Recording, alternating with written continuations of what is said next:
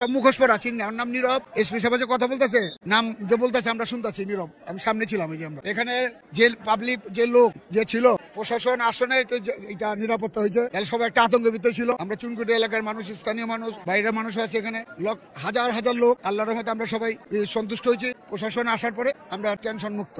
এই 2টার থেকে এই মাগরিবের আজান দিল, এই শেষ না। আতঙ্ক তো থাকবো, এখানে এখন তো মনে করেন যে একটা যে ঘটনা ঘটে গেল, কালকে আরেক জায়গা হইতে পারে। আমাদের কেরানীগঞ্জ 2টা থানা, বিশাল এলাকা। আজকে এই ব্যাংকে হয়েছে, কালকে বাসাবাড়ির মধ্যে হইতে পারে, কিন্তু আমরা নিরাপত্তা নাই তো। এটা তো আমরা তো কঠিন ভাবে আছি, কিন্তু প্রশাসনিক দিকটা আল্লাহর রহমতে সাথে সাথে আইসা পড়নে আমরা একটা টেনশন মুক্ত। প্রশাসন সব দিক আছে, র্যাব আছে, পুলিশ আছে, ডিবি লোক আছে, সেনাবাহিনী আসছে, সবাই আসছে, আনসার বাহিনী, এরা আসছে। আল্লাহর রহমতে সবাই সুন্দরভাবে।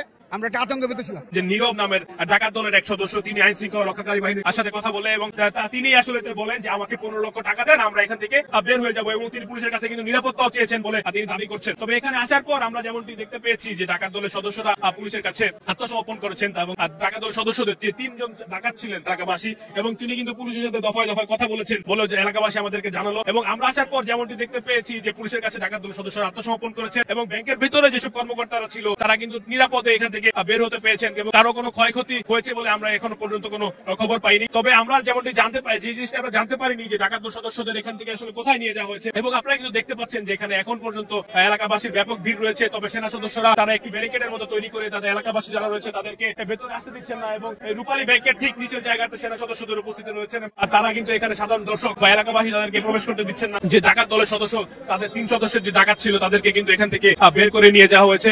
সর্বশেষ আমরা যেটি খবর পেয়েছিলাম যে এই ব্যাংক উদ্ধার, ব্যাংকে থেকে নিরাপদে সবাইকে বের করে আনার জন্য পুলিশের যে বিশেষায়িত ইউনিট রয়েছে সোয়াট, ঢাকা থেকে এখানে রওনা দিয়েছিল এই ঘটনাস্থলে আসার জন্য। তবে সোয়াটের সদস্যরা এখানে পৌঁছানোর পূর্বেই আইন শৃঙ্খলা রক্ষাকারী বাহিনীর কাছে কিন্তু ডাকাত দলের সদস্যরা আত্মসমর্পণ করেছেন। এবং ইতিমধ্যে আপনারা দেখতে পাচ্ছেন যে এই এলাকায় ব্যাপক আসলে জনগণের উপস্থিতি রয়েছেন, এবং সেনাবাহিনীর সদস্যরা রয়েছেন, তারা কিন্তু সার্বিকভাবে এই জায়গাটি নিরাপত্তা নিশ্চিত করছেন, এবং ঘটনাস্থল কিন্তু তারা পুরোপুরি ঘিরে রেখেছেন। বহিরাগত আর কেউ এই ঘটনাস্থলে প্রবেশ করতে পারছে না। তবে এলাকাবাসীর সাথে কথা বলে যেমনটি জানতে পেরেছি যে প্রশাসন কিন্তু সঙ্গে সঙ্গে ঘটনাস্থলে এসে পড়েছিল, এবং অপ্রীতিকর যে কোনো ঘটনা তারা কিন্তু সঙ্গে সঙ্গে মোকাবেলা করে ফেলে, যার কারণে কোনো দুর্ঘটনা এখানে হয়নি। এবং এখন পর্যন্ত কিন্তু প্রশাসনের ব্যাপক উপস্থিতি রয়েছে। আমরা কিন্তু দেখতে পেয়েছি যে ব্যাপক পরিমাণ পুলিশ সদস্য, র্যাব সদস্য এবং ডিবি সদস্যরাও এখানে ছিল। তবে তারা কি এখন আগে এখান থেকে চলে গেল সেনাবাহিনীর সদস্যরা, তারা কিন্তু এই এলাকাটি ঘিরে রেখেছে। এবং আপনাদেরকে আবারও জানিয়ে দিতে চাই যে ভিতরে যে ডাকাত দলের সদস্যরা ছিল তাদেরকে কিছুক্ষণ আগে এখান থেকে বের করে নিয়ে যাওয়া হয়েছে। তবে প্রশাসনের পক্ষ থেকে আমাদের এখনো নিশ্চিত করা হয়নি তাদেরকে কোথায় নিয়ে যাওয়া হয়েছে। কেরানীগঞ্জের ব্যাংক ডাকাতির মতো ঘটনা ইতিপূর্বে আর কখনো তারা দেখেনি, এই প্রথম এই কেরানীগঞ্জ এলাকায় ব্যাংক ডাকাতির মতো ঘটনা আজকে ঘটেছে। আপনারা খালি করেন,